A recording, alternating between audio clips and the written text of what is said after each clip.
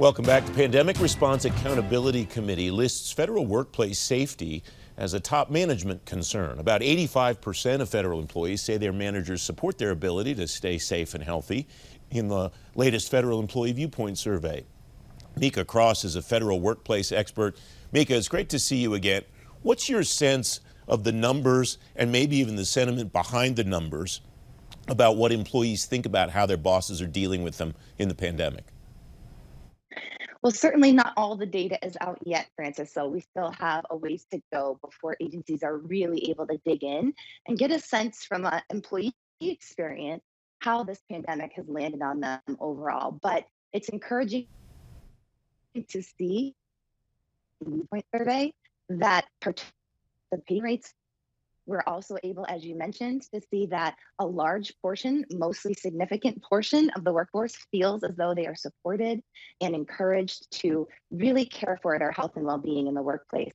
And especially over the past year, that's incredibly important as we run risks of isolation, loneliness, attacks on mental health and well-being, and of course, burnout.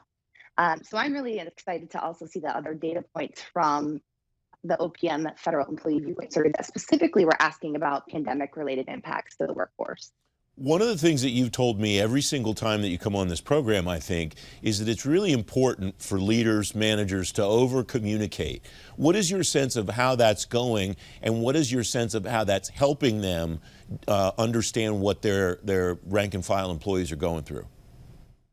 Well, this has been a great pilot program in progress, Francis. So managers and supervisors have really had time to sort of tweak, adjust, and be flexible, no pun intended, with their approach to how they are engaging and checking in with, the workforce. So using a variety of technology and collaborative platforms, making sure that they are implementing the right set of ingredients with frequency, type, choice, and the ability to connect both with the team at large, but also on a one-on-one basis, is really encouraging to see, because on the Federal Employee Viewpoint Survey, early data points show that the federal workforce is feeling pretty encouraged by the way that their supervisors and managers have been able to communicate with them in this pandemic hybrid environment. Do you have a sense that one of these benefits that employees are enjoying is bleeding over into another, and that this is kind of an overall wellness thing, that the fact that I'm not sitting in traffic for an hour each way makes me feel better about the communication I'm getting from my manager, that I'm more involved in my family's life? All of those kinds of things are creating kind of a better overall picture for people? Yes, Francis. I mean, certainly the psychological safety of being able to make sure you're taking care of what matters most, whether that be family or yourself or the other things in your life, even outside of work, so that you can, in fact, bring your best to the mission when you have to be on duty. But keep in mind, the majority of the federal workforce has not been in an entirely remote work environment. And sometimes we forget that, especially in the National Capital Region, where we're primarily in headquarters areas. But across the country, people have still been going to work, and they've had to have a safe and healthy way to be able to manage coming into a workplace, mitigating the risks of that. And you see that in the recent executive memo and the mandates that are coming out for planning for agencies as they consider reopening plans for those who have been working remotely. So whatever they've been doing so far, and again, it's being flexible and agile, and also customizing your approach with what's available with regards to flexible scheduling and how that applies to the mission and the kind of work you do, but also your personal circumstance. So there are areas in the country that are less affected than others.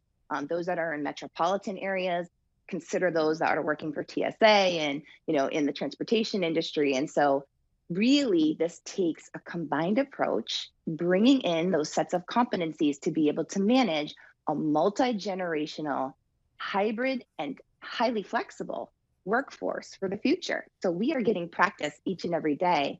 And it looks as though, when you point to the Federal Employee Viewpoint Survey early data points, that we're getting things really right this time around.